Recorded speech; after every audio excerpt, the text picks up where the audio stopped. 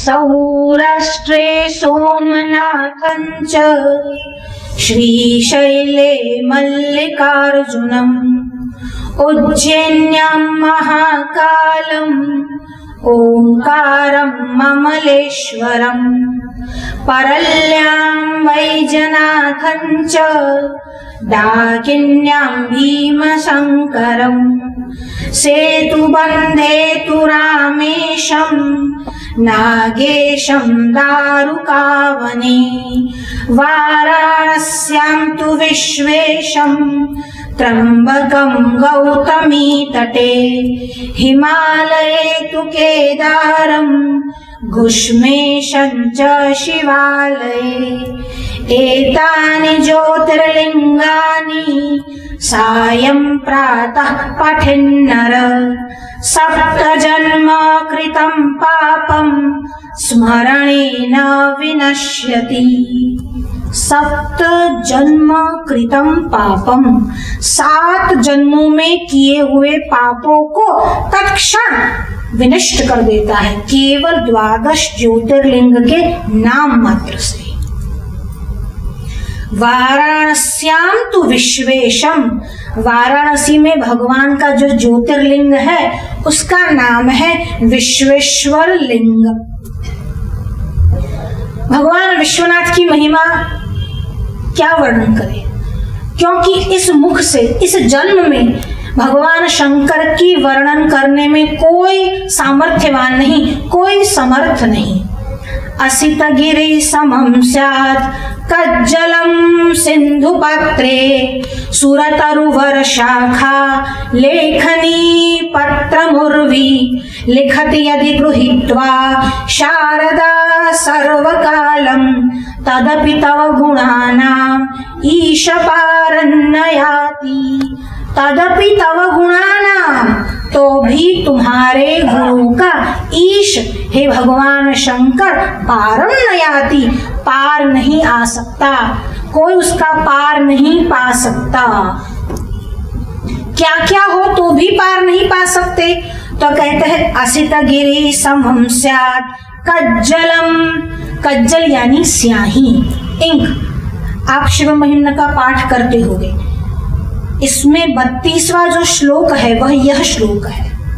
तो कहते हैं असित गिरि समम स्यात्, असित गिरि पर्वत यानी असित पर्वत के समान, असित गिरि के समान आपके पास अगर स्याही हो, असित गिरि समम स्यात् कज्जलम सिंधु पात्रे, और कितना बड़ा पात्र हो जिसको हम इंक पॉट बोलते हैं, जिन्हें आप गुजराती में खड़ियो कहिए छे। ए खड़ियो કેટલો મોટો હોય, સમુદ્ર જેવો, સાગર જેવો વિશાળ ખड़ियो હોય।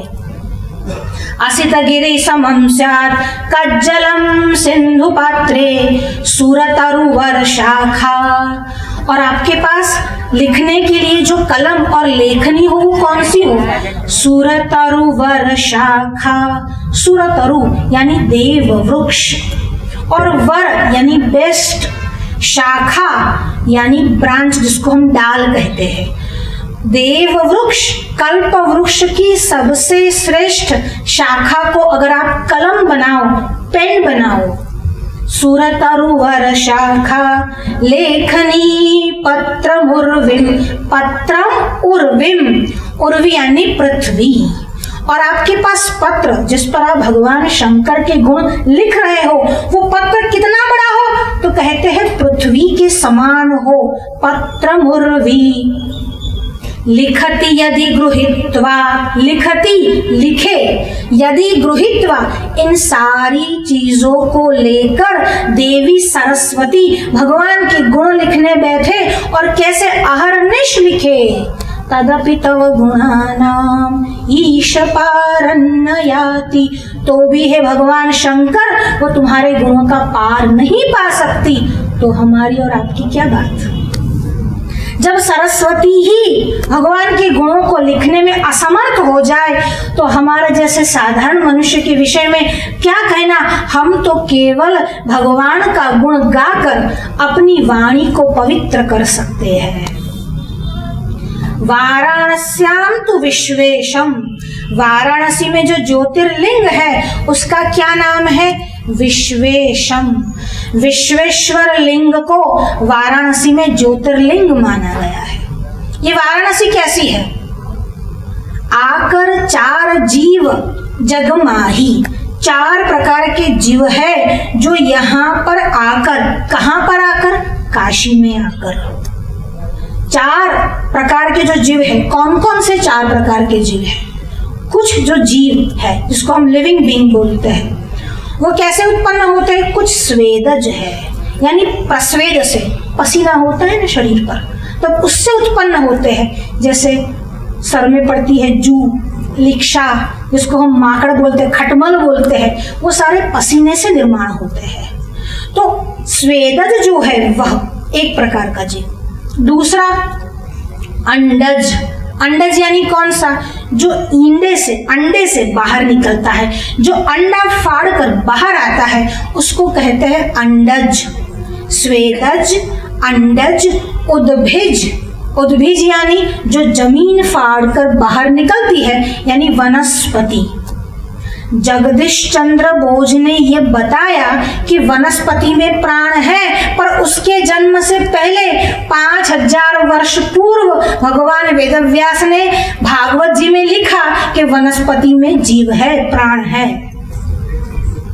तो कहते हैं उद्भिज, जो मृत्तिका को, मिट्टी को फाड़ कर बाहर निकलते हैं यानी वनस्पति। और फिर जरायुज, जरायु कहते हैं गर्भ को, जो माँ के गर्भ से बाहर आते हैं यानी जन्म लेकर जो बाहर आते हैं। ये चार प्रकार के जीव है। ये चारों प्रकार के जीव कहाँ आते हैं तो उसकी मुक्ति होती है, काश्याम मरणान मुक्ति ही।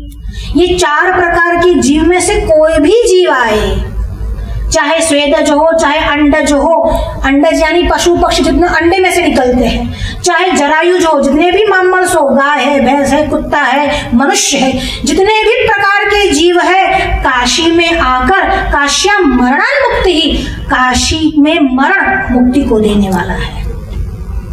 तो प्रश्न यह उठता है कि काशी में मरण मुक्ति को देने वाला है, अगर कोई अज्ञानी वहां गया तो, अगर कोई नास्तिक काशी में मरता है तो, अगर कोई अधर्मी विधर्मी काशी में मरता है तो हमारे पुराण, हमारे भगवान वेदव्यास, हमारे शास्त्रकार यह कहते हैं चाहे कोई भी हो, अधर्मी हो, नास्तिक हो, पापी हो, मूढ़ हो, पशु हो, पक्षी हो, जंतु हो, मनुष्य हो, चाहे कोई भी हो, काशी में मरने से मुक्ति मिलती ही है। ऐसी क्या खास बात है काशी में? अगर आप सब जानते तो काशी में गंगा जी जो है वह उत्तर वाहिनी है। अगर आपने सुना है, पढ़ा है, अगर काशी दर्शन किया है तो आप जानते होंगे कि वहां पर गंगा जी उत्तर वाहिनी है, मतलब उत्तर की ओर जाती है। अब यह संभव है, आप अगर यहां से पानी ना डालो तो पानी नीचे जाएगा कि ऊपर जाएगा? पानी की गति हमेशा नीचे होती है, पानी नीचे ही जाता है, पर काशी में गंगा जी नीचे ना बहकर ऊपर की ओर बहती है। इसीलिए क्योंकि वहां पर जो पृथ्वी का गुरुत्वाकर्षण बल है वो वहां के जीव जंतुओं को अफेक्ट नहीं करता, उन पर असर नहीं करता। तो जब मनुष्य शरीर को छोड़ता है, अब जब शरीर छोड़ता है हम बोलते हैं इनो प्राण गयो, इनो जीव गयो। अब जब हम बोलते हैं कि प्राण गया या फिर जीव गया, वस्तुतः तो जीव न कहीं आता है न कहीं जाता है। जिस आत्मा की हम बात कर रहे हैं वो तो न कहीं जाता है न कहीं आता है, ये जाने वाला जो है उसी की संज्ञा जीव है। पर ये जीव अकेला नहीं जाता, उसके साथ 70 तत्वों से बना हुआ सूक्ष्म शरीर भी जाता है। ये 17 तत्व कौन कौन से हैं? आपकी जो 5 ज्ञानेंद्रिय है, ज्ञानेंद्रिय यानी जिससे आपको वस्तु का ज्ञान होता है, आंख, कान, नाक, जिह्वा और चर्म। अब यह जो चर्म है यानी जो बाह्य इंद्रिय है, जिसको आप कान समझते हो, जिसको आप आंख समझते हो, चर्म जिसको आप चर्म समझते हो, वह वस्तुतः नहीं, पर उसकी जो सूक्ष्म देवता है। अंधे को आंख होती है कि नहीं होती है? होती है। बधिर यानी बहरे को कान होते हैं कि नहीं होते हैं? होते हैं। बहरे के कान होते हैं, अंधे की आंखें होती है, और जिसका टेस्ट स्वाद चला गया हो उसकी भी जिह्वा तो है ही। अरे गूंगे की भी जिह्वा तो है ही। अच्छा, जिसको स्मेल गंध नहीं आती उसका भी नाक तो है ही। तो यह केवल बाह्य इंद्रिय की बात नहीं है, जो इंद्रियों के स्वामी है, जिसके कारण जिस डॉक्टर के पास जाए तो डॉक्टर ये कहते हैं आपकी आंखों की रोशनी नहीं है। अब आंखों की रोशनी यानी आंख नहीं, उससे जो प्रभावित करती है, जो उसको चलाती है, वह रोशनी। तो ये जो उसकी सूक्ष्मता है, ये जो उसके सूक्ष्म प्रभावी अधिष्ठाता देवता है, उसकी बात। यानी जो सूक्ष्म इंद्रियां है वह 5 सूक्ष्म इंद्रियां, फिर 5 कर्मेंद्रियां। कौन कौन सी 5 कर्मेंद्रियां? तो कहते हैं वाक, पाणी, पायु, पस्थ। ये जो वाक है यानी वाणी है वो कर्मेंद्रिय है। फिर हाथ, पांव, हस्त, चरण, और जिससे हम मलमूत्र का त्याग करते हैं, जन्म आदि क्रियाएं संपन्न होती है, तो ये सारी कर्मेंद्रियां है। उस कर्मेंद्रियों का भी सूक्ष्म भाग, ज्ञानेंद्रियों का सूक्ष्म, कर्मेंद्रियों का सूक्ष्म, और कितने हुए? 5 और 5 10। 5 प्रकार के प्राण। कौन कौन से प्राण? अपान, उदान, समान और व्यान। ये 5 प्रकार के प्राण हैं, आप सभी जानते हैं। तो ये 5 प्रकार के प्राण यानी 15, और 16वां है बुद्धि और मन, 17वां मन। बुद्धि, मन, 5 इंद्रिया, 5 कर्मेंद्रिया, 5 प्राण, इन 17 तत्वों से बनता है सूक्ष्म शरीर। जब मनुष्य अपने शरीर को छोड़ता है, त्याग करता है, तो न केवल जीवात्मा जाता है, जीवात्मा इन 17 तत्वों को, राजा एकलो जाए कोई दिवस, राजा ने रसालो ने रसोया ने मसालो साथे जो है, वैसे ही ये राजा नामक जीव जब जाता है तब उसके साथ यह 70 तत्व भी जाते हैं। उसको कहते हैं सूक्ष्म शरीर।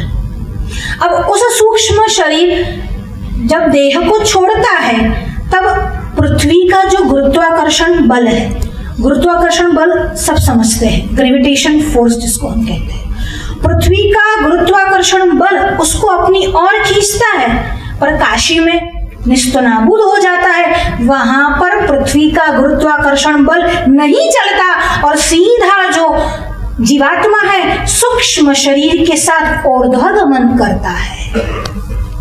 इसीलिए काश्यान मरणान मुक्ति, काशी में मरण आने पर मुक्ति होती है। ये तो ठीक है, आपने रटी रटाई बात कह दी, शास्त्रों के प्रमाण दे दिए, पर कोई अनुभव है, कोई घटना ऐसी है, अभी कलयुग में ऐसा किसी ने देखा है? पंडित गोपीनाथ जी करके बहुत बड़े संस्कृत के विद्वान हुए, उनके मित्र काशी में रहते थे। एक बार उनके एक और मित्र ने काशी भ्रमण की इच्छा व्यक्त की, कहा ठीक है आ जाओ, मैं यहाँ पर हूँ। अब दोनों साथ में रोज घूमते।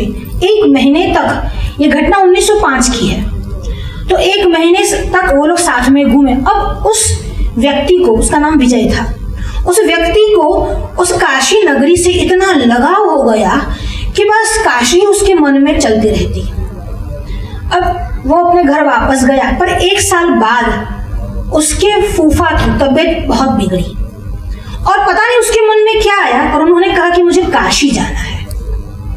कहा ठीक है, वो लड़का जो था वो काशी का भूमिया था, मतलब काशी में गया हुआ था, रुका हुआ था। अब उसको लेकर वह काशी गया। अब उनकी अवस्था हो चुकी थी, वृद्धावस्था को प्राप्त कर चुके थे, बीमार भी थे साथ में। अब डॉक्टर ने भी बोल दिया था कि बचने की कोई संभावना नहीं है, बस आप दिवस की गिनती करो। अब काशी में गए। अब काशी में एक मकान ढूंढा, कहीं किसी के ऊपर के फ्लोर पर एक छोटा सा घर मिल गया, वहां पर वो रुके। अब जब वहां पर रुके उसके बाद, हालांकि उस वृद्ध की अवस्था में उसको निमोनिया हो गया था, जिसको हम अभी आजकल कोरोना के नाम से भी जानते हैं, उसको बहुत भारी निमोनिया हो गया था। तो उसकी अवस्था में, मतलब उसके शारीरिक स्वास्थ्य में कोई फर्क, कोई फेर नहीं हुआ, पर उसका मन बड़ा ही सुकून महसूस करता था। उसको इतना आनंद आता था, मुख पर जो झुर्रियां पड़ी थी, जो चिंता थी, वो मानो कि समाप्त हो चुकी और आनंद में रहने लगा। हालांकि स्वास्थ्य दिन ब दिन बिगड़ रहा था। अब जब स्वास्थ्य बिगड़ रहा था, एक दिन डॉक्टर आए और कहने लगे कि आज इनको छोड़कर कोई जाइएगा नहीं, क्योंकि आज रात्रि अगर निकाले तो बड़ी कठिन बात है। तो जो परिवार के जन साथ में गए थे काशी, वो भी साथ में रुके थे, तो सब आसपास बैठ गए। वो महाशय यानी वृद्ध अब बेचारे अंतिम सांसें गिन रहे थे, और वो वहां पर पलंग पर उनको सुलाया हुआ था। और मानो कि अंतिम सांस, जब अंतिम सांस चलती है तब श्वास की जो गति है वो तीव्र हो जाती है, જેને આપણે ગુજરાતીમાં કહે છે છેલ્લી ગરેડ આવે, અને એકદમ જોર જોરથી આમ પેટ ઉછળવાનું શરૂ થાય અને શ્વાસ एकदम तीव्र થાય। अब अंतिम सांसें चल रही थी और वो जो मित्र था वो वहीं पर बैठा था, वो भी परिजन में ही था। तो वो वहां पर बैठा था और अचानक खड़ाऊ की आवाज उसको सुनाई दी। खड़ाऊ किसको कहते हैं? जिन्हें આપણે पादुका कहिए છીએ, उसी को हिंदी में कहते हैं खड़ाऊ। अचानक जैसे खड़ाऊ की आवाज सुनाई दी और उसने देखा, वो ऊपर के फ्लोर पर था, ऊपर की मंजिल पर था, और उसने देखा कि नीचे द्वार पर कोई सन्यासी, जटाओं वाला सन्यासी है, गले में रुद्राक्ष धारण किया है और अलख बम का जो है ललकार कर रहा है। ऐसे ही अर्धवस्त्र में, जैसे नंग धड़ंग बोलते हैं, उसको नहीं बोल सकते नंग धड़ंग तो, पर ऐसे ही वस्त्र डाला है, नहीं डाला है, बिल्कुल वैराग्य की अवस्था वाला एक सन्यासी उस द्वार पर खड़ा है। उसने देखा, सन्यासी ने सामने देखा और उसने इशारे से कहा, मतलब मैं आऊं ऊपर, ऐसा उसने कहा, ठीक है आ जाओ। अब वो ऊपर गए, वृद्ध के पास गए और उनके मुख पर अपना मुख ले गए। अब ये सारी जो क्रियाएं हो रही थी, ये सारी जो घटनाएं हो रही थी, वो देख रहा था। अब उस वृद्ध के पास गए, कान के पास आए, कुछ गुनगुनाए। उस वृद्ध की स्थिति ऐसी थी कि दो आदमी इकट्ठे होकर उसको करवट बदलाते थे, और अभी अचानक से क्या हुआ, उसने करवट बदली, वो भी अपने आप करवट बदली, और वह सन्यासी आया, मुख के पास आया, कानों की ओर झुका। थोड़े ही क्षण की बातचीत मानो कि क्या कहा पता नहीं, और वो वापस तुरंत लौट गया। और ये लौटा और वो जो वहां पर खड़े थे मित्र, उन्होंने देखा, और वो देख रहा है कि भी सन्यासी कहाँ जा रहे हैं, और अचानक पीछे से रोने की आवाज आ रही है। मतलब वृद्ध ने शरीर छोड़ दिया, उसने प्राण त्याग दिए। अब इसके मन में ये नहीं है कि वृद्ध ने प्राण त्याग दिए, इसके मन में ये कि सन्यासी कहाँ गए। और एकदम से वो पूछने लगा, जो स्वजन रो रहे थे आसपास, अभी वृद्धावस्था थी, लोग जानते भी थे, पर पत्नी और पुत्री जो रहती है उसको रोना आ ही जाता है। उसके बेटे से पूछा, अभी जो सन्यासी आए वो कहाँ गए? तो कहा, कौन से सन्यासी? अरे जो भी आए थे, अलख बम का नाद करके आए थे, व्याघ्र चर्मंबर धारण किया हुआ था, जटाएं थी, बड़ी बड़ी रुद्राक्ष थे, हाथ में जैसे एक त्रिशूल लिया हो, वो अभी तो यहाँ आए थे। कहा, किसकी बात कर रहे हो भाई? नींद कर रहे थे, कोई सपना देख रहे थे। अब उसको याद आया। क्या याद आया? कि उसने कहीं सुना था, शास्त्रों में कहीं पढ़ा था कि काशी में अगर किसी का मरण होता है तो भगवान शंकर स्वयं आते हैं और मरणोन्मुख मनुष्य के कान में तारक मंत्र देते हैं। और ये तारक मंत्र कौन सा है? या तो ये प्रणव मंत्र है और या राम नाम मंत्र है, क्योंकि सहस्र नाम तत्तुल्यम राम नाम वरानने। हे वरानन, हे सुंदर मुख वाली देवी पार्वती, सहस्र नाम तत्तुल्यम, 1000 नाम लो और केवल राम नाम लो, एक समान है। और भगवान शंकर ने प्रणव जो तारक मंत्र है या फिर राम नाम मंत्र है वह कान में कहा, और कान में कहते ही उसके प्राण पखेरु उड़ गए और उसको मुक्ति मिली। ये कोई बहुत पुरानी घटना नहीं है, 1905-1906 यानी अभी की 100 साल पहले की घटना है। काशी में एक गृहस्थी रहते थे। अब उस गृहस्थी बड़े सदगृहस्थी थे, उनकी वहां एक बिल्ली थी। देखिए, हालांकि हमारे यहाँ बिल्ली नहीं पालते, बिल्ली और कुत्ते को पालने की आवश्यकता नहीं है। आजकल लोगों में एक बहुत बड़ा ये क्रेज देखा गया है कि कुत्ते को पालते हैं। जो कुत्ते को पालते हैं और घर में रखते हैं वो अपने अगले जन्म की व्यवस्था कर लेते हैं। कुत्ते को रोटी दो, खाना दो, वो भी जीव है। हमारे यहाँ जीव मात्र की रक्षा का, जीव मात्र का विचार किया गया है। इसका मतलब ये नहीं कि हम उसको हर जगह जहाँ जाए वहां साथ में। अब तो हालत ऐसी हो गई है कि श्रीमती जी अपने पति को कहते तू बाहर जाके सो जा, मेरे साथ तो वही टॉमी रोमी जो भी होगा सो जाएगा। ये हालत बनती जा रही है। ठीक है, लोग बोलते हैं कि जमाना बदल रहा है, इतना मत बदल जाना कि अपना नाम मनुष्यता से बाहर निकाल दो, कटवा दो। तो कहते अगर पालने की इच्छा हो तो गाय पालो, अगर ज्यादा आपके पास जगह हो तो भैंस गाय जो मतलब जो दूध देने वाले हैं, घोड़े रखो, हाथी रखो। अगर आपके पास बहुत संपत्ति है तो हाथी रखो। अगर श्वान रखना चाहो तो रखो, उसको खाना खिलाने में कोई आपत्ति नहीं, पर यह मत भूल जाना कि 24 घंटे उसका ही चिंतन करते मत रहना। तो यहाँ पर एक बिल्ली थी। अब देखो, बिल्ली पाली नहीं थी, बिल्ली कहीं से आ गई थी। अब जब बिल्ली आ गई थी तो उस बिल्ली में एक विशेषता, एक खासियत थी। क्या विशेषता थी?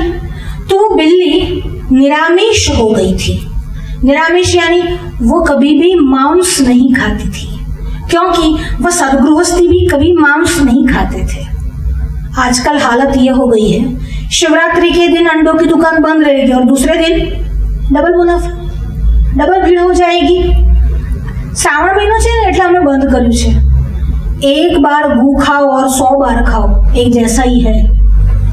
एक बार अंडा खाओ, 100 बार खाओ, एक जैसा ही है। अगर पहले खाते हो तो आज से छोड़ देना, और नहीं छोड़ सको तो छोड़ने का प्रयत्न करना। तो वहां पर जो बिल्ली रहती थी वो भी निरामिष थी, यानी वो भी मांस नहीं खाती थी। जो भी सात्विक आहार उनके घर में बनता वही वो खाती थी। अब एकादशी के दिन वो रोटी भी नहीं खाती थी। एकादशी के दिन वह निराहार रहती थी। पता नहीं कोई अच्छा जीव होगा, किसी कारणवश भ्रष्ट योनि में आया होगा। तो कुछ दिनों बाद अचानक किसी कारणवश उस बिल्ली की मृत्यु हो गई। अब जब बिल्ली की मृत्यु हो गई तब बुलाकर सड़क के किनारे उसको फिकवा दिया गया कि वहां से उसको डोम उठाकर ले जाएंगे। डोम किसको कहते हैं? जो चांडाल जाति है वाराणसी में उसको कहते हैं डोम। तो कहा साइड पर कहीं फिकवा दी कि डोम उठाकर ले जाएंगे। पता नहीं उसके बाद जो श्रीमती जी थी उनके मन में ऐसा हुआ कि ठीक है इसे फिकवा दिया, पर वो हमारे घर रही, हमारे घर का अन्न उसने खाया और सात्विक बिल्ली थी मानो कि वो। इस प्रकार से उसका जाना ठीक नहीं। मैं ऐसा कुछ प्रयत्न करूं कि उसकी गति गंगा जी में हो। उसने अपने पति को कहा एक काम करो, एक लाल कपड़ा लो, उसमें उस बिल्ली को लपेट दो और गंगा जी में उसको छोड़ के आओ। तो कहा पागल हो गई है क्या? अब उस मरी हुई बिल्ली के पास में जाऊं जिसको मैंने फेंक दिया है, जाऊं उसको लाल कपड़े में लपेटूं और फिर वापस लेकर आओ गंगा जी में बहाओ? तो ऐसी जिद क्यों कर रही है? कहा मेरी विनती है पर आप ऐसा करो। कहीं ना कहीं मेरे मन में ऐसा विचार आया है, भगवान विश्वनाथ की ही इच्छा होगी कि मेरे मन में ये विचार आया है। अब जब श्रीमती जी ने बहुत कहा तब तो श्रीमान को मानना ही पड़ता है। आप सभी को अनुभव है, जब एक बार 2 बार 4 बार बात आ जाए तो कोई ना बाप नु छूटको छे नहीं, फिर मानना पड़ा। अब जब गए लेकर आए, उसको लाल कपड़े में लपेट दिया और लपेट कर उसको गंगा जी में बहा दिया। अब उसके श्रीमती जी के मन में हाश हुआ कि अच्छा चलो, बिल्ली की मानो सदगति हुई। 2-3 दिवस के पश्चात एक आश्चर्यकारक घटना हुई। वो उसकी पत्नी गंगा के किनारे बैठी हुई थी। उस गंगा के किनारे से एक लाल वस्त्र पहनकर एक सुहागन स्त्री आई, उसके पास बैठी। पता नहीं उसको भी क्या हुआ कि इसकी ओर देखने लगी, ये उसकी ओर देखने लगी। दोनों एक दूसरे की ओर देखते हैं और वो पूछती है, पहचाना? तो कहा, नहीं बहन, हमने आपको नहीं पहचाना। अरे मैं वही बिल्ली हूं। मतलब जो बिल्ली उसके घर थी, जिसको उसने लाल कपड़े में लपेटा था, काशी में गंगा जी में बहाया था, वही बिल्ली उसके पास आई और कहा, तूने मेरी इच्छा पूरी कर दी, आज मुझे मुक्ति मिल गई। इतना कहकर वो जो औरत थी अदृश्य हो गई। काश्यान मरणान मुक्ति ही, काशी में मरण हो जाए तो मुक्ति है। आप बड़े बड़े महापुरुषों के नाम गिनो। तुलसीदास जी कहाँ शरीर छोड़ा? काशी में। करपात्री जी कहाँ शरीर छोड़ा? काशी में। मतलब जब उनको लगा कि अब हमारा शरीर छूटने को है, तब वह काशी चले गए। ऐसी क्या खास बात है काशी में? तो कहते हैं कि वो जो सूक्ष्म शरीर जो है, जो जीवात्मा के साथ निकलता है, वो सीधे ऊर्ध्वगमन करता है। तो कहते हैं ऊर्ध्वगमन करता है, गुरुत्वाकर्षण बल वहां पर नहीं लगता। क्यों नहीं लगता? तो कहता है काशी की उत्पत्ति की जो कथा है बड़ी ही रोचक है। भगवान शंकर ने जब इच्छा की कि मैं सृष्टि रचना करूं, देखिए शिवपुराण में जाएंगे तो भगवान शंकर इच्छा करेंगे, भागवत आदि में आएंगे तो नारायण इच्छा करेंगे। नारायण कहो शंकर कहो एक ही बात है।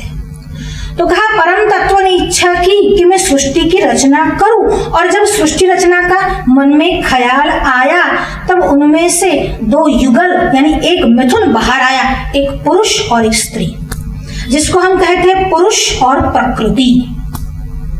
ये जब बाहर आए और सृष्टि रचना आरंभ करनी थी, पर आरंभ करने से पहले क्या करना है? तो मानो अंतरिक्ष में से, ब्रह्मांड में से ध्वनि सुनाई दिया, तप तप तप यानी तप करो।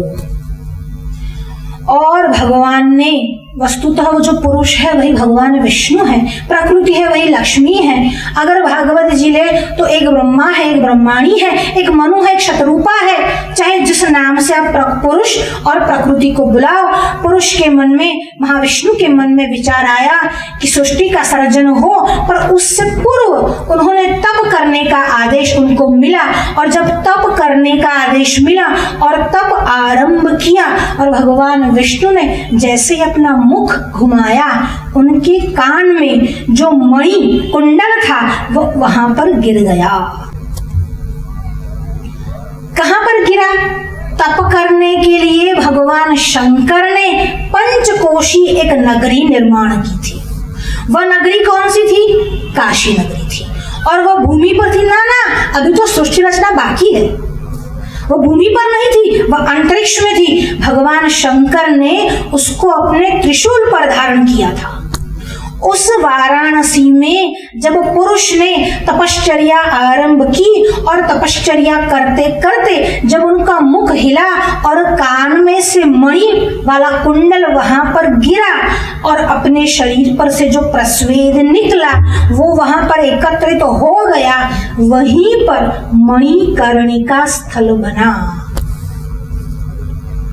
ये मणिकर्णिका जो है काशी में एक घाट है जिसका नाम है मणिकर्णिका घाट। वो ब्रह्मा जी की रचना नहीं है, वह अपने आप भगवान विष्णु का जो कुंडल गिरा।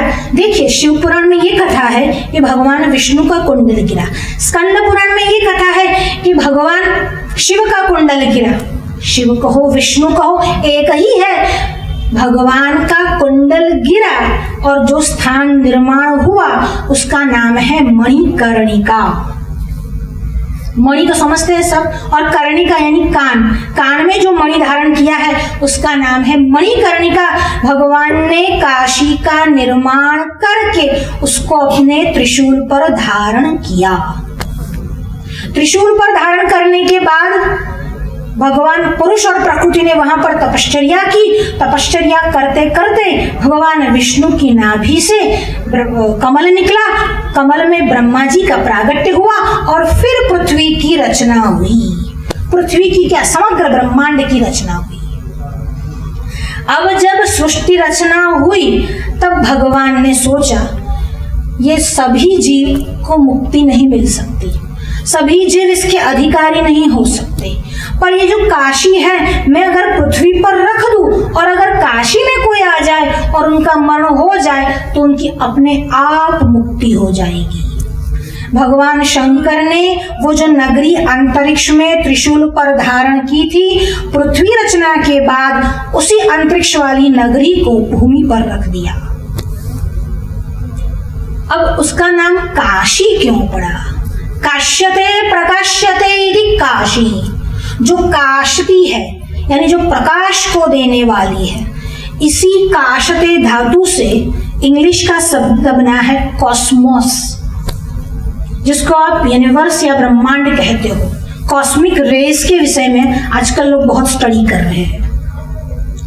तो यहाँ पर वाराणसी, देखिए इसका एक नाम वाराणसी भी है। वारणा और असी ये दो नदियों के बीच का जो स्थान है, जिसका एरिया क्षेत्रफल कितना है, 5 कोश का है, उसको कहते हैं वाराणसी। वरणा और असी ये दोनों नदी के बीच का जो स्थान है, भगवान ने ये स्थान भूमि पर रखा, पर पहले कहाँ था? अंतरिक्ष में था।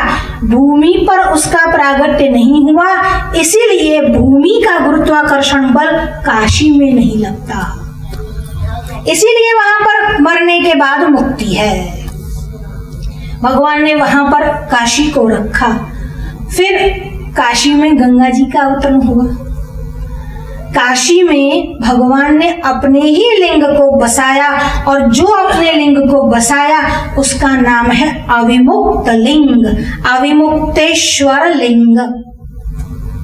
अविमुक्त, जो जीव मात्र को मुक्ति प्रदान करने वाला है, विशेष मुक्ति को देने वाला है, सायुज्य मुक्ति को देने वाला है, उसका नाम है अविमुक्त। और उसके जो ईश्वर है उसका नाम है अविमुक्तेश्वर। और उनका नाम अविमुक्त क्यों है? विमुक्त यानी आपको मुक्ति देने वाले, समझ गए, पर अविमुक्त क्यों है? क्योंकि उनकी मुक्ति कभी काशी से नहीं होती है, यानी वह काशी को छोड़कर कहीं और नहीं जाते, इसलिए वो अविमुक्त है, वह काशी में ही रहते हैं। फिर भगवान विश्वेश्वर का वहां पर ज्योतिर्लिंग प्रकट हुआ। घटना तो बहुत बड़ी लंबी है। फिर इक्ष्वाकु वंश के राजा का वर्णन आया है, भागीरथी की कथा आई है। पर दिवोदास नाम के एक राजा थे। अब दिवोदास का चरित्र थोड़ा बड़ा है, उसको हम बड़ा सूक्ष्म में समझते हैं, संक्षिप्त करते हैं। दिवोदास नाम के राजा भगवान शंकर के परम भक्त थे और भगवान शंकर से उपासना करके इतना प्रसन्न किया और काशी भगवान शंकर से मांग ली। अब जब आप किसी को दे देते हो, जैसे मैंने अपनी कोई वस्तु किसी को दे दी, फिर मुझे उस पर अधिकार नहीं रहा, मैं उस वस्तु को वापस मांग या पहन नहीं सकती। यानी कि मैंने किसी को कान का कुंडल, गले का हार दे दिया, फिर मैं नहीं पहन सकती, और वो उसका हो गया। तो जब काशी दे दी दिवोदास को, तब उसकी हो गई। पर देते समय एक शर्त रखी महादेव ने कि अगर राजा धर्म भ्रष्ट हुए तो ये काशी तुम्हारे बस में नहीं रहेगी। काशी में जो भी उसकी पवित्रता है, जो उसका विश्वेश्वर लिंग है, वह भी छिन्न भिन्न हो जाएगा। धर्म भ्रष्ट होगे उसी दिन काशी तुम्हारे हाथ से निकल जाएगी। कहा ठीक है।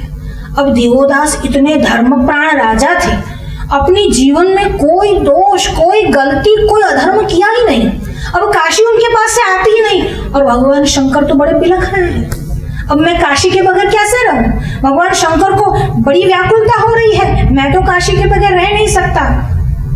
जब भगवान को व्याकुलता हुई, भगवान ने देवताओं को कहा जाओ मेरी काशी मुझे वापस दिलाओ, कुछ भी करो, देखो दिवोदास से कोई गलती, कोई चूक होती है कि नहीं। ये सब देवता वहां पर गए, विनायक यानी गणेश जी गए। अब गणेश जी एक स्वरूप में नहीं गए, 56 स्वरूप में, 56 फॉर्म्स, 56 स्वरूप में वहां गए और देखते रहे कि दिवोदास से कोई चूक होती है कि नहीं, पर दिवोदास धर्मप्राण था, उससे कोई चूक होती ही नहीं थी। अब क्या करें? तो भगवान विनायक वहीं रुक गए, दोष ढूंढने के लिए, वापस नहीं आ सके। जब विनायक नहीं आए तो दूसरे देवताओं को भेजा, वो भी वहीं रुक गए, काशी को छोड़कर जाने का किसी का मन ही नहीं हो रहा था। फिर सूर्य आए, सूर्य भी वहां लोलार्क नाम धारण करके रहे। लोल शब्द का अर्थ होता है चंचल, जो भगवान के दर्शनों को, काशी में दर्शनों को, विश्वेश्वर के दर्शनों को चंचल हो रहे, व्याकुल हो रहे।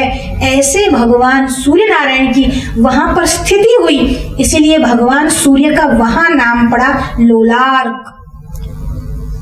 भगवान बार स्वरूप में वहां पर रहे। अब सब वहां पर जाते थे, वहीं बस जाते थे, कोई वापस आने का नाम ही नहीं ले रहा था। भगवान शंकर को लगा अब तो मुझे ही जाना पड़ेगा, और फिर भगवान शंकर आए और वहीं बस गए। ऐसी नगरी है वहां भगवान शंकर स्वयं बसते हैं। भगवान शंकर का विवाह हुआ, फिर विवाह होने के बाद भगवान शंकर तो कैलाश में है।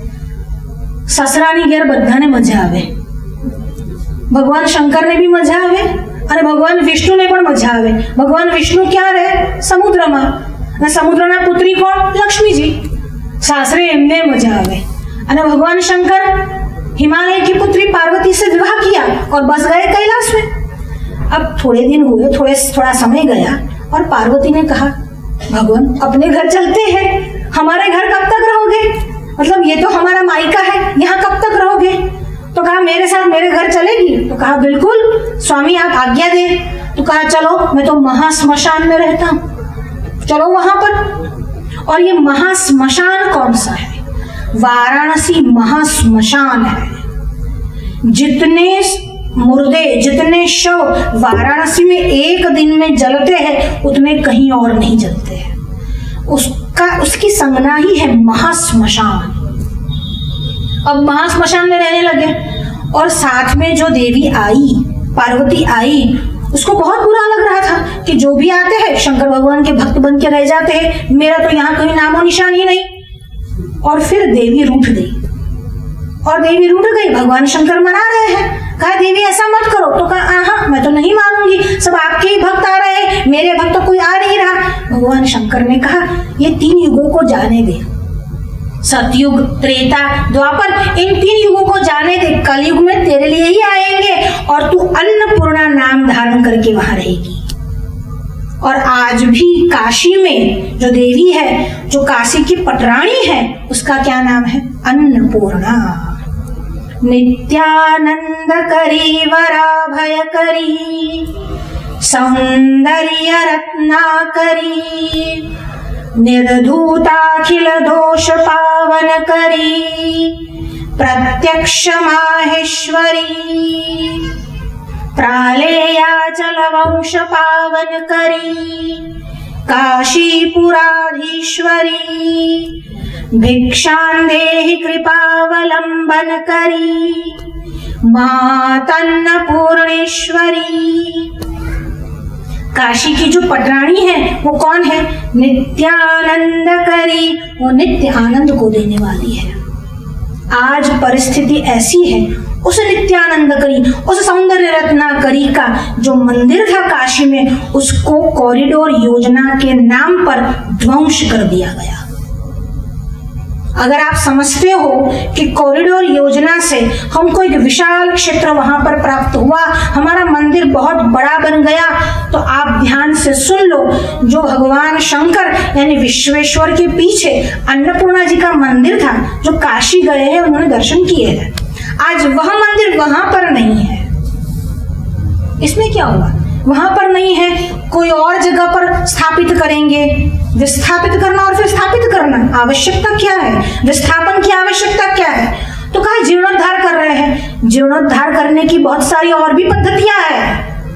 आप चाहते तो उस मूर्ति को ऐसे ही वहां से उठाकर उस स्थान का जीर्णोद्धार करके पुनः वहां पर स्थापना कर सकते थे। ऐसी इच्छा नहीं आज मेरी इच्छा हुई मैंने यहाँ स्थापना कर दी, आज विनायक यहाँ लगा दिया, ना ना ना, ऐसा नहीं है।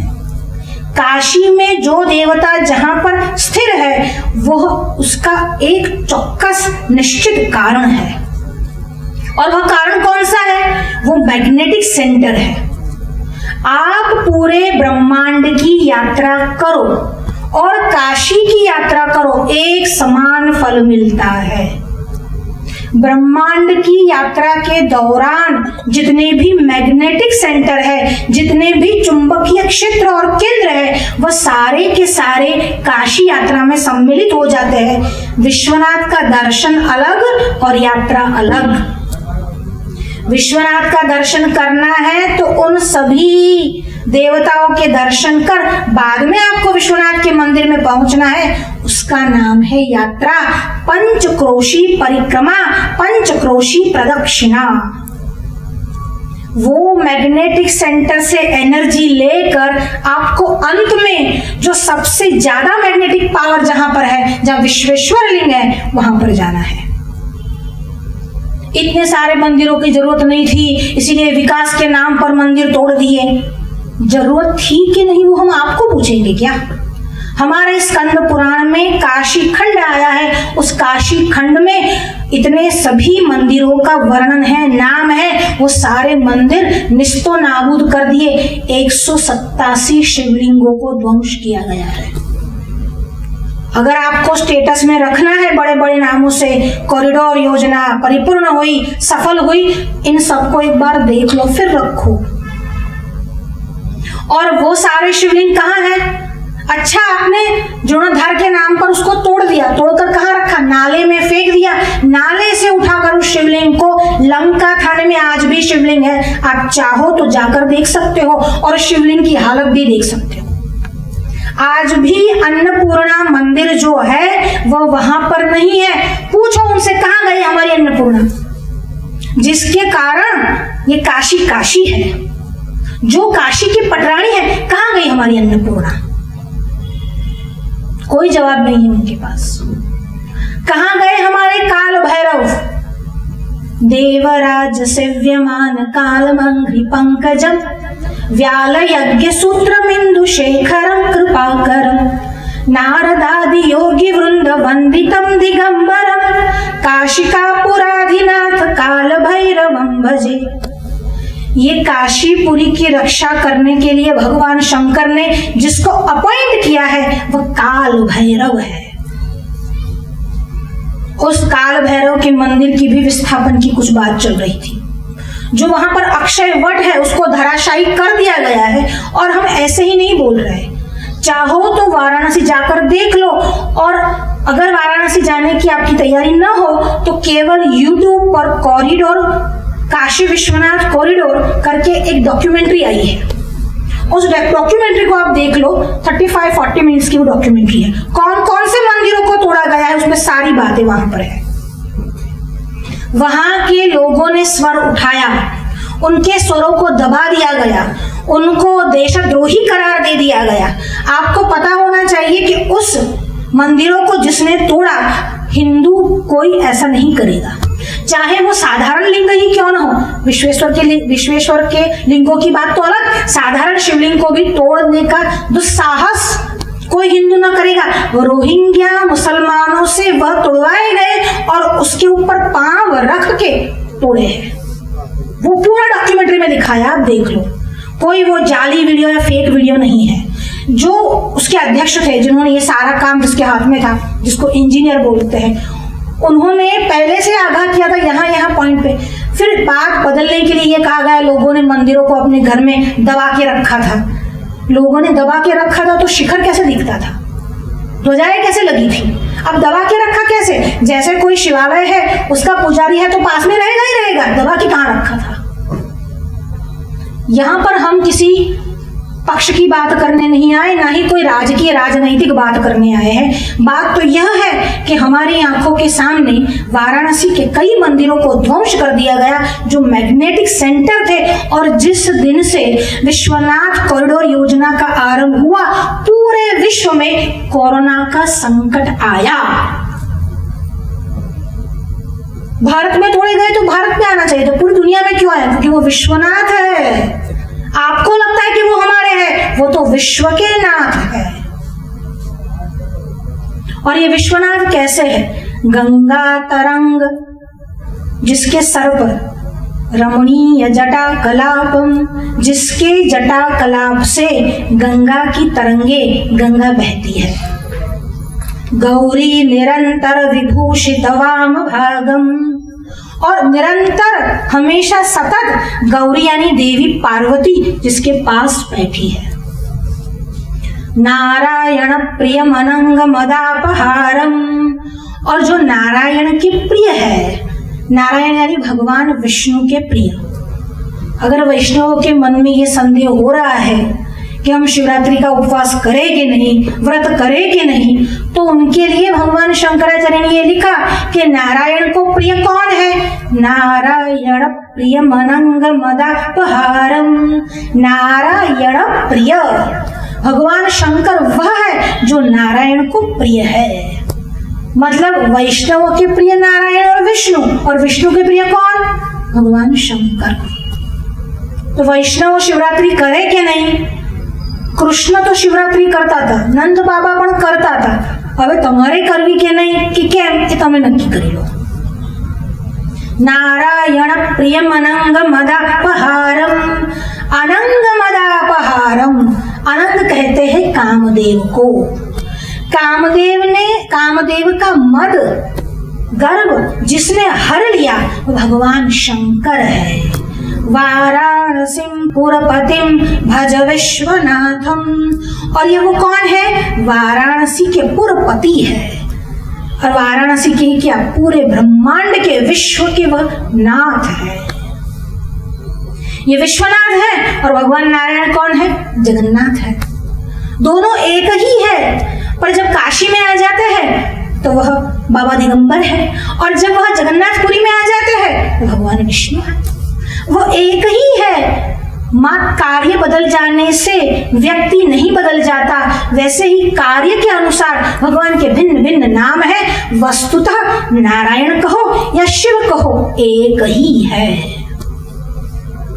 वाराणसी की रचना करके पृथ्वी पर रखा गया। अगस्त्य ऋषि वाराणसी में रहते थे। एक बार घटना ऐसी हुई, नारद घूमते घूमते विंध्याचल के पास आए और विंध्याचल को कहने लगे कि हे विंध्याचल, तुम्हारा जो मान है वह तो ये जो मेरु है वो भंग कर रहा है, वो तो तुमसे भी ऊंचा है और सूर्य नारायण उसी की प्रदक्षिणा करते हैं। अब देखिए हमारे पास समय थोड़ा कम है। अब मेरु क्या है, ये विंध्याचल क्या है, ये जो महामेरु है, कहते हैं कि पुराणों में सारे गपगोड़े हैं। ये महामेरु करके कोई पर्वत ही नहीं है, वो हम भी जानते हैं कि मेरु करके कोई पर्वत वस्तुतः नहीं है, यानी स्थूल रूप से नहीं है। मैं आपसे पूछूं कि आज आप कहाँ हैं, तो कोई ये कहेगा मेरा मन नहीं लगता। अगर आप डॉक्टर के पास जाए, आपके शरीर को छेदन करवाए, यानी आपके शरीर को चीरा जाए, अंदर से क्या आप मन को दिखा सकते हो? कोई ऐसा मनुष्य है जो मन को दिखा सकता है? अब नहीं दिखा सकता तो बोलता तो यही है कि मेरा मन नहीं लग रहा। अब मन सूक्ष्म रूप से है पर स्थूल रूप से नहीं है। वैसे ही कुछ तत्व ऐसे होते हैं जो सूक्ष्म रूप से होते हैं, स्थूल रूप से भले न हो। कोई ऐसा कहे कि पृथ्वी पर इक्वेटर है, तो तुम्हारा बाप कोदाली दिन खोदवा गया कि आखो मोटो बोलो बच्चे बनाए विषुववृत्त नहीं गए थे। तो वो विषुववृत्त की कल्पना इसलिए है क्योंकि हमको उससे गणित का पता चले, हम कुछ तय कर सके, हम कुछ मैप या नक्शा बना सके। वैसे ये जो महामेरु है उसकी ऊंचाई कितनी है, तो कहते हैं 1600 किलोमीटर, यानी 54,48,000 फीट। ये ऊंचाई किसकी है? यहां तक पृथ्वी का पर्यावरण वातावरण रहता है। अगर ये वायुमंडल न बने तो सूर्य उस वायुमंडल के न रहते हुए पृथ्वी पर रहते हुए जीवों को जलाकर भस्म कर दे। ये वायुमंडल ही है जिसकी ऊंचाई मतलब कहाँ तक है, पृथ्वी से 1600 किलोमीटर की ऊपर तक ये वायुमंडल है। अगर आप फ्लाइट में जाते हो, विमान में सफर करते हो, तो आप कितने ऊपर उड़ सकते हो? कैप्टन घनी बार बोलता हो अब आप 36,000 फीट की ऊंचाई पर हो, पर 36,000 नहीं, तो 54,48,000 फीट की ऊंचाई पर वायुमंडल है। उस वायुमंडल को ही हमने महामेरु की संज्ञा दी है। देखिए, ये पूरा एक विषय हो जाएगा, पुराण और विज्ञान। फिर भी थोड़ा बहुत जितना भी हम दे सके आपको दे रहे हैं। तो मेरु के कारण सूर्य जो है वह गतिमान होता दिखाई देता है। अभी सूर्य की गति क्या है, कितने वर्ष चलता है, वो भी उस विषय में हम नहीं जाते। तो विंध्याचल से नारद जी कहते हैं कि ये मेरु तुम्हारे मान का अतिक्रमण कर रहा है। अब नारद जी का काम ही है थोड़ा थोड़ा सुलगा देना, पर सुलगा देने के बाद भी अंत में क्या करते हैं, भगवान के दर्शन करवाते हैं। नारदो देव दर्शन। तो विंध्याचल के पास आए, कहा कि ये मेरु महामेरु जो है वो तुम्हें परास्त कर रहा है। अब विंध्याचल के मन में विचार आया, ऐसा कैसे हो? अब विंध्याचल ने बढ़ना शुरू किया, बढ़ना शुरू किया, बढ़ना शुरू किया। इतना बढ़ा विंध्याचल कि उसने सूर्य के प्रकाश तक को रोक दिया। अब जब इतना बढ़ गया, अब देवता भी एकदम से व्याकुल हो गए, क्योंकि सूर्य एक स्थान पर पड़ रहा है, पृथ्वी के दूसरे कोने में सूर्य की किरण नहीं आ रहे। अब सब देवता जो है व्याकुल हो गए, दुखी हो गए, और दुखी होकर ब्रह्मा जी के पास गए और कहने लगे हमारी रक्षा करो। ब्रह्मा जी ने कहा मैं रक्षा नहीं कर सकता, तुम जाओ और अगस्त्य नाम के ऋषि के पास जाओ। कहा ठीक है।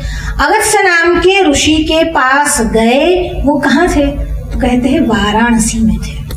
वाराणसी में क्या कर रहे थे? अपने जीवन का वह समय बिता रहे थे जब वो भगवान का सानिध्य चाहते थे, तब कर रहे थे। और उनके साथ उनकी पतिव्रता पत्नी लोपामुद्रा भी थी। अब लोपामुद्रा के पातिव्रत्य के विषय में अगर आपको बताए तो एक सेशन 1 घंटा केवल उसके पातिव्रत्य धर्म के विषय में ही बताते रहेंगे, ऐसी थी लोपामुद्रा। अब जब अगस्त्य के आश्रम में देवता आए तब उन्होंने क्या देखा? लोपामुद्रा जी को देखा, और लोपामुद्रा जी के पास आकर उनके चरणों में बृहस्पति समेत सभी देवता वंदन करते हुए क्या कहते हैं? काशी में मणिकर्णिका घाट पर गंगा जी के स्नान के बाद जो फल है वो लोपामुद्रा के दर्शन है। पतिव्रता स्त्री के दर्शन की उपमा कैसी दी गई है? वाराणसी में मणिकर्णिका घाट पे गंगा जी के स्नान का अनंत कोटि पुण्य का जब उदय होता है तो वाराणसी में मणिकर्णिका घाट पर स्नान करने का मौका मिलता है, और उसके स्नान का जो फल है वह लोपामुद्रा का दर्शन है। हमारे यहाँ पतिव्रता स्त्रियों के लिए बहुत बड़ी बातें की गई है, पर जो नारी उत्थान की डींगे हाँकने वाले हैं उनको केवल छीनाच खोड़ता आवड़े, दरेक वस्तु में खोटू शोधी लावे। उनको यही लगता है कि हमारे यहाँ नारियों का अपमान किया गया, कोई मान था नहीं। केवल आप लोपामुद्रा के विषय में पढ़ो, आप विदुषी गार्गी के विषय में पढ़ो, आप मैत्रेयी के विषय में पढ़ो, आपके सारे अज्ञान इसके विषय में दूर हो जाएंगे। लोपामुद्रा के दर्शन किए, अगस्त्य के दर्शन किए, और दोनों को प्रणाम करके विनती की। क्या विनती की? अगस्त्य ऋषि, अगर आप वहां जाएंगे और विंध्याचल को आज्ञा देंगे तो ही ये विंध्याचल रुकने से बढ़ जाएगा। एक ऋषि का सामर्थ्य कैसा है। अगस्त्य ऋषि अब बहुत व्याकुल हो गए। क्यों? उनको वाराणसी छोड़ के जाना नहीं था। वाराणसी में लोग आने को तरसते हैं और उनको यहाँ से जाना पड़ रहा है। बहुत व्याकुल हो गए, पर लोक कल्याण के लिए पत्नी समेत लोपामुद्रा सहित दक्षिण की ओर जाने लगे। जब दक्षिण की ओर जाते हैं वाराणसी से, तब बीच में विंध्याचल पर्वत आता है, और विंध्याचल पर्वत अपने गुरु के चरणों में झुका और गुरु ने आशीर्वाद दिया और कहा ऐसे ही रहो, हम अभी आते हैं। आज्ञा गुरुणम विचारणीयम। एक बार गुरु की आज्ञा हो जाए फिर विचार करने का कारण नहीं, ऐसे ही रहो कहा, और विंध्याचल ऐसे ही रहे। अगस्त्य मुनि साउथ में, दक्षिण में आए, लोपामुद्रा के साथ आए और वापस आने की राह देखता हुआ विंध्याचल हमेशा के लिए झुक गया। जैसे ही विंध्याचल झुका, पुनः पृथ्वी में सूर्यनारायण के किरण फैल गए, पुनः एक बार संचार हुआ। ऐसा अगस्त्य का सामर्थ्य है। अगस्त्य नाम का एक तारा भी है जो अंतरिक्ष में रहता है। वाराणसी पूर्व में अंतरिक्ष में था। विंध्याचल पर्वत आप देखो वो कितने अक्षांश पर है? 23 यानी 23 अक्षांश, 23 पॉइंट समथिंग कुछ है। इतने अक्षांश पर विंध्याचल पर्वत है। पृथ्वी जब सूर्य के आसपास परिभ्रमण करती है तब 23.5 अंशों से झुककर वह पृथ्वी परिभ्रमण करती है। पृथ्वी के उस परिभ्रमण से कोई ऐसी कक्षा पर आना होगा जब विंध्याचल जो अक्षांश है उसका किसी गुरुत्वाकर्षण बल के कारण बाहर खींचाव हो रहा होगा। उसके कारण सूर्य की किरणें पृथ्वी पर नहीं पड़ रही थी। पर जब अगस्त्य नाम के तारे को कहा गया कि तुम जाओ, और जब उसने वो सीमाएं क्रॉस की और पृथ्वी का परिभ्रमण आगे बढ़ा और पुनः प्रकाश मिला, ये उसका वैज्ञानिक निर्देश है। अगस्त्य वहां पर आए, वाराणसी छोड़ने का बहुत दुख था उनके मन में भी। वहां पर आए, उनसे रहा नहीं गया। कोल्हापुर में आए जहां महालक्ष्मी जी का मंदिर है, उस मंदिर में आए, महालक्ष्मी को प्रार्थना की, महालक्ष्मी को अनुनय विनय किया, महालक्ष्मी आप मुझ पर प्रसन्न होइए और वाराणसी मुझे वापस भेजिए।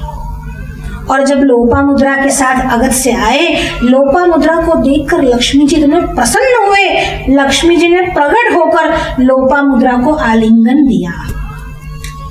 लोपामुद्रा का भाग्य देखिए, ये होता है पतिव्रता स्त्री का भाग्य।